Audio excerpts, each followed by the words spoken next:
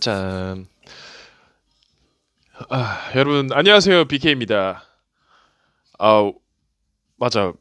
이게 좀 약간 시작부터 상관없는 얘기긴 하지만 알고 보니까 그 거의 이제 300만 구독자 갖고 있는 보겸 님이 BK라고 불리더라고요. 이제 BK 해서 뭐 하던데 앞으로 이제 BK가 아니라 다른 걸 써야겠어. 그리고 저도 이제 개샹 마이웨이에서 다른 이름으로 브랜딩을 하려고 합니다. 그 과정은 뭐 제가 다음에 또 알려드리기로 하고 좋은 소식 먼저 공유를 드릴게요. 에어비앤비 작가로 제가 이제 글을 기고를 했는데 시간이 이제 조금 늦었는데 다행히 받아들여졌어요. 당연히 뭐 컨텐츠가 좋으니까 받아들여 주겠죠. 네, 조금 늦었지만 그래서 하여튼 잘 됐고 피드백을 통해서 좀 더 이제 업그레이드된 원고로 에어비앤비 채널에서 이제 퍼블리싱이 될 것 같습니다. 퍼블리싱 되면은 30만 원 받지롱.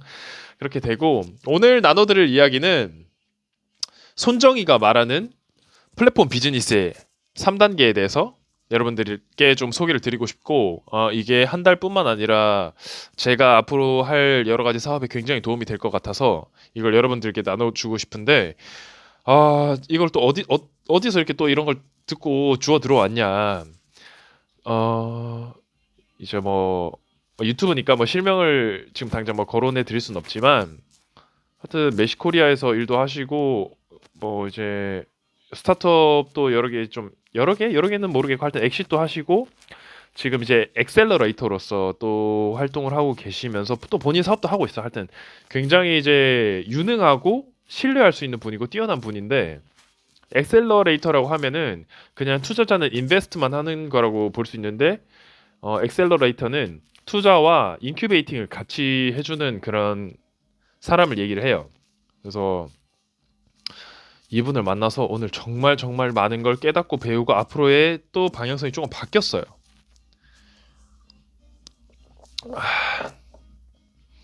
그 중에서 오늘 이제 손정희가 말하는 플랫폼 비즈니스의 3단계 이거에 대해서 좀 소개를 드리고 이것을 이제 한 달에 어떻게 적용할 수 있을지에 대해서도 간략하게 좀 말씀드리려고 해요. 자, 세 가지가 필요해. 세 가지가 필요한데 세 가지가 필요한 게 아니라 세 가지 단계가 있지. 플랫폼 비즈니스 세 단계가 있는데 첫 번째, acquisition. 얻는 단계예요. 사용자를 끌어당기는 단계. 그다음 두 번째는 retention. 이제 여기 이렇게 들어온 사람들이 이 서비스에 대해서 애착을 갖고 팬이 되는 과정이죠. 세 번째는 monetization. 그러면 이 울타리 안에 들어온 사람들 대상으로 어떤 수익화를 꾀할 수 있는 거죠. 근데 여기서 포인트가 뭐냐면은 전 단계에 있는 플랫폼 서비스를 이후의 단계에 있는 기업이 이기기가 굉장히 어려워요. 예를 들어보죠. 이마트는 어떤 단계에 있을까요? 이마트는 지금 바로 머니타이제이션을 해야 되는 단계고 쿠팡 같은 경우에는 지금 어쿼지션을 하는 단계예요. 리텐션도 아니야. 아직도 어쿼지션이라고 하는데 쿠팡이 로켓 배송뿐만 아니라 로켓 프레시를 통해서 굉장히 많은 사용자들을 지금 끌어당기고 있죠. 뭐 로켓 페이부터 해서 뭐 로켓 와우인가? 하여튼 막 월 멤버십을 받으면서까지 이제 그런 걸 하고 있는데 이마트 같은 경우는 지금 당장 수익을 내야 되는 그런 구조예요. 그러니까 이마트는 쿠팡을 이길 수가 없어. 쿠팡은 지금 이제 적자를 보면서도 본인의 어쿠지션을 하기 위해서 굉장히 노력을 하고 있는데 이마트는 그렇게 할 수가 없거든 지금 구조적으로. 그렇기 때문에 이 전 단계의 어떤 서비스를 이길 수가 없다 도저히. 근데 이 전 단계의 서비스가 그 정도의 파급력을 갖기 위해서는 계속 적자를 보면서 어쨌든 머니타이제이션이 되지 않기 때문에 남는 게 없거나 적자를 볼 확률이 되게 높아요. 그럼 이런 거 어떻게 견딜 수가 있느냐? 본인 지속 가능한 비즈니스 모델이 있던지 아니면은 이거 외에 다른 쪽으로 자금을 조달해야 돼요. 그렇기 때문에 이제 투자가 필요할 수 있는 거죠. 이런 단계에서. 그러니까 손정희 소프트뱅크에서 이제 투자를 받은 것처럼 쿠팡이 이런 식으로 이렇게 어쿠지션을 하면서 굉장히 사이즈를 키우고 여기서 리텐션 유지가 되면은 그 시장이 성숙기에 접어들었을 때 이 사람들이 굉장히 많은 점유율을 가져갈 수 있고 거기서 수익화를 꾀할 수가 있는 거죠. 쉽게 예를 들어볼게요. 그 점유율을 선점하는 게 얼마나 중요한지. 여러분들 지금 한 달에 새로운 어플리케이션 몇 개나 받으세요? 한 두세 개 받아도 되게 많을 거야. 예를 들어 진짜 좀 과하게 쳐갖고 내가 5개 정도 앱을 받는다고 쳐. 근데 그 5개 앱 중에서 실제로 내가 앱을 받았는데 그걸 지속적으로 사용하는 앱은 또 몇 개나 있으세요? 그 쉽지가 않아. 옛날에는 뭐 오늘의 앱부터 해가지고 무료 되게 좋은데 오늘만 무료로 풀린 앱을 소개해주는 그런 것들이 되게 많았어. 그리고 사람들이 거기에 대해서 관심이 많았단 말이야. 근데 요즘에 그런 거 관심 갖는 사람 있어요? 오늘의 앱이 뭘까? 오늘 공짜로 받을 수 있는 좋은 앱은 뭐지? 진짜 아무도 관심 없어. 아무도 관심 없단 말이야. 왜냐면은 어플리케이션 시장 자체가 굉장히 성숙기에 접어들었고 잘 나가는 앱이 계속 잘 나가는 그런 식이 된단 말이죠. 컨텐츠의 미래라는 책에도 이런 게 나와요. 네트워크 효과인데 예를 들어 처음에 판매자들이 모여. 그럼 이제 판매자들 많으니까 여기 내가 이제 뭔가 살 게 있으면 여기서 찾아봐야겠다. 이렇게 하고 모이지. 그러면은 뭐야 구매하는 사람들이 많네? 여기서 이제 광고가 붙어. 광고가 붙는데 이 좋은 광고들이 많고 쓸만한 상품들이 많고 또 이제 구매하려는 사람들이 모여. 그러니까 이런 식으로 계속 선순환이 되는 거예요.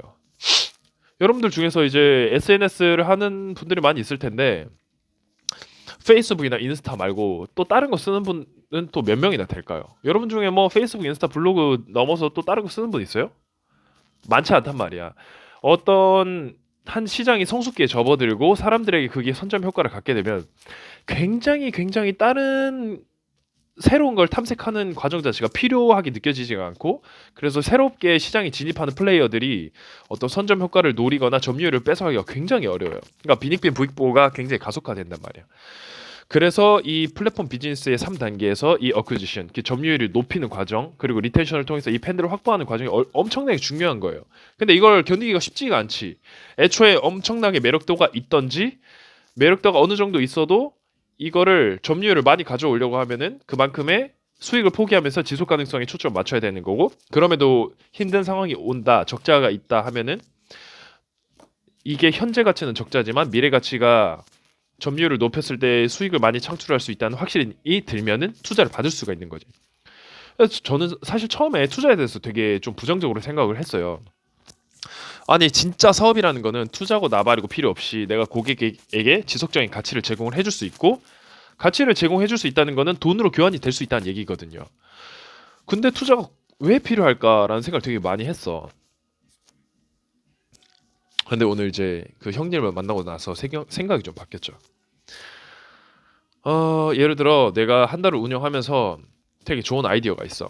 예를 들어 지금도 이제 팀이 한 8개 정도 있는데 사실은 리소스가 있다고 하면 8개가 뭐야? 10개, 12개, 20개도 이렇게 할 수 있죠. 근데 우리가 지금 제한된 리소스 안에서 사실 여기서 수익이 나는 건 진짜 거의 없어. 나봤자 몇만 원 이 정도고 그것마저도 이제 뭐 이제 도메인 사고 뭐 우리가 뭐 오프라인 모임하고 이러면 하나도 안 남는단 말이야. 근데 이제 한 달이 1기, 2기, 3기 하면서 계속 진화를 하고 있죠. 그리고 여기서 굉장히 쓸만한 가치들, 사람들이 필요로 하는 가치들 한 달이 없었으면 내가 어떻게 이런 환경 설정을 할 수 있었고 내가 매일매일 이런 거 할 수 있었을까 그러니까 사람들에게 굉장히 좋은 피드백을 많이 받고 있어요. 한 달이 계속 지속이 됐으면 좋겠고 앞으로도 뭐 이런 걸 많이 해줬으면 좋겠다. 그러니까 그러다 보니까 한 달에 대해서 그냥 만족스럽고 앞으로 이제 망하지만 않으면 되겠다라는 생각을 갖고 있었죠. 근데 이 선점 효과, 네트워크 효과에 대해서 실제로 알고 나니까 이게 지금 이제 소셜 네트워크 같은 경우에도 성숙기에 접어들어서 우리가 페이스북이나 인스타 아니면 안 쓰잖아. 그러니까 지금 커뮤니티 비즈니스도 똑같아요. 트레바리, 문토, 뭐 남의 집 되게 여러 가지가 있는데 이게 만약에 성숙기에 접어들 때는 우리가 아무리 좋은 컨텐츠를 가지고 있어도 이게 어떤 두각을 나타내기 굉장히 힘들 수가 있어요. 반면에 우리가 빠른 시간에 이걸 폭발적으로 성장시키고 스케일업을 할 수 있다고 하면은 생각보다 한 달이라는 이 영향력 자체가 어마어마하게 커질 수 있는 포텐셜을 갖고 있어요. 왜냐면 우리는 확장성이 엄청나고 이 안에서 할 수 있는 게 너무 많아. 지금 한 달 쓰기, 한 달 서평, 한 달 머니, 한 달 자존감, 한 달 유튜브 뭐 여러 가지 한 달 브랜딩 이렇게 하고 있지만 이게 만약에 리소스가 충분하다고 하면 얼마든지 무궁무진하게 더 할 수 있는 게 많고 한 달 사이드에서도 할 수 있는 게 많이 있고 여러 사람들 초청해서 뭐 리더들부터 해가지고 막 할 수 있는 게 너무 무궁무진하단 말이야. 그러니까 지금 뭐 싱큐베이션을 예로 들면은 어퀴지션 단계에서 성공을 하고 있죠. 사람들이 굉장히 많이 몰려들고 있고 지원을 많이 하는데 리텐션에서 바라봤을 때는 리텐션이 1기, 2기 한번 두세 번 하고 나면은 맥스로 두세 번 하고 나면은 싱큐베이션은 더 하지 않아도 될 것 같아라고 하고 이탈이 될 수가 있단 말이에요. 근데 한 달 같은 경우에는 한 번 하고 졸업하는 그런 개념이기보다 네트워크로서 커뮤니티로서 앞으로 계속 진행이 될 거기 때문에 어퀴지션이 되고 나면은 만약 한 달 쓰기를 통해서 한 달 멤버십을 얻었어. 90% 이상을 해서 30일 중에 27일 이상을 해서 멤버십을 얻고 나면 이 안에서 또 놀 수 있는 게 너무 많고 굳이 내 그룹이 아니더라도 다른 한 달 사이드를 통해서 한 달 놀이터를 통해서 다른 관심 분야의 사람들과 매칭이 되고 연결이 될 수 있는 확률이 굉장히 높아요. 그러다 보니까 뭐 사실 컨텐츠는 무궁무진하지. 내가 관심사를 갖고 있으면 그걸 얼마든지 할 수 있는 거야. 어떻게 실력과 연결을 이제 실력과 연결을 업그레이드하는 방향으로 그렇게 하다 보면은 실력도 올라가는데 연결도 극대화되니까 그 안에서 기회가 찾아올 확률이 훨씬 높겠지. 그러니까 개개인에게 성장과 어떤 기회를 줄 수 있는 플랫폼이 되면서도 되게 재밌고 점점 1인화, 개별화되는 세상에서 오프라인으로 만나면서 연결도 될 수 있는데 온라인으로 90%가 진행이 되기 때문에 서로 이제 연결돼 있는 이런 느낌도 받을 수가 있는 거지. 그러니까 얼마나 무궁무진하게 확장이 가능해요. 근데 나는 이게 망하지만 않으면 된다고 생각을 했는데 이 선점 효과를 봤을 때는 이렇게 확장성을 가진 우리가 만약에 나중에 시장이 성숙기에 접어들어서 커뮤니티 비즈니스가 아무리 해도 얘네를 이기가 어렵다고 하면은 그때는 우리가 굉장히 아무리 좋은 걸 내놔도 다른 쪽으로 이제 유저들이 흡수될 확률이 되게 높겠죠. 근데 반면에 우리가 이렇게 커뮤니티 시장이 지금은 완전 초창기는 아니에요. 지금 굉장히 빠르게 발전하고 있고 좀 있으면 이제 저는 성숙기에 접어들 거라고 보고 내년 2020년에는 이 커뮤니티 비즈니스에서 어떤 춘추 전국 시대가 어느 정도 정리가 된다고 봐요. 2020년에. 그러니까 이 시기에 우리가 만약에 망하지 않는 거에 국한하는 게 아니라 속도를 빠르게 올려서 커뮤니티를 좀 정착을 시킬 수 있다고 하면은 이 포텐셜과 이 한 달이라는 그 가치, 밸류는 어마어마하게 늘어날 수가 있죠. 증폭이 될 수 있죠. 그러다 보니까 이게 투자가 이렇게 필요할 수 있겠다. 이 어쿠지션 단계와 리텐션 단계를 견뎌내고 빠른 선점 효과 좀 더 빠르게 뭔가 디벨롭 되기 위해서는 투자가 되게 필요할 수도 있겠다. 이런 생각이 들었어요. 그래서 오늘 이런 얘기를 나눠준 형님께 너무너무 감사드리고 12월 안에 한번 다시 보자고 하더라고요. 그러니까 형은 저를 되게 좋아해. 나를 되게 신뢰해요. 그러니까 네가 뭐 한 달을 하든 뭐 에어비앤비를 통해서 하든 그런 거는 상관없다. 그러니까 오랫동안 봐왔는데 사람이 굉장히 되게 중요하고 나를 오랫동안 봐오면서 뭘 하든지 간에 하나를 좀 제대로 시작을 해서 빠르게 한번 키워보자 이런 말씀 하시더라고요. 그래서 지금 되게 지금 연애도 좀 하고 싶고 놀고도 싶고 좀 재밌게 살고 싶은데 어쨌든 사람이 한 번쯤은 하나에 좀 빠져서 미친 듯이 할 때도 있잖아요. 그게 이제 지금이 아닐까. 네. 그래서 아마 2020년 되면 뭔가에 빠져서 미친 듯이 밀어붙여가지고 빠른 선점 효과를 얻기 위해서 제가 좀 하게 될 것 같고 그 형이 말해준 게 되게 인상 깊었어. 제가 지금 에어비앤비를 5개를 늘려. 그래서 소득이 1,000만 원이 늘어나. 그래서 뭐 예를 들어 뭐 한 달에 내가 2천이 남는다 처음 한 500만 원 쓰고 막 이렇게 해서 1,500 남고 막 이래 하다가 뭐 투자도 하고 이렇게 한다 치고 1,000만 원이 하루에 남는다 쳐요. 하루가 아니지. 한 달에 남는다 쳐요. 그냥 뭐 이렇게 어찌어찌 해서 1년에 1억씩 모아. 10년을 모아도 10억이란 말이야. 그러니까 내가 이렇게 조금 스케일업을 해서 돈을 벌 수 있는 건 완전 어떻게 보면은 10년 모아야 10억이라는 것이 10억 모아가지고 뭐 서울에 집이나 하나 사겠어요. 근데 형이 말한 거는 돈을 벌려면 자산이 돈을 벌게 해야 된다는 거지. 그렇게 하기 위해서는 한 달이라는 이 자산이 한 달이라는 이 어떤 가치를 가진 그런 인격체가 성장할 수 있게 만들어야 된다는 거지. 그래서 원래는 내가 지금 버는 거에서 2배를 더 벌고 월천 찍고 뭐 월 2천 찍고 월 3천 찍고 이렇게 하면서 내가 더 잘나야 다른 거에도 영향력이 있다고 생각했어요. 근데 내가 특정 분야에서 굉장히 잘하고 브랜딩이 있다고 해서 다른 분야에서 잘하지 않는다는 걸 깨달았어. 예를 들어 뭐 홍석천 같은 경우에 뭐 식당 뭐 10개 막 20개 하고 있는데 망하고 있잖아.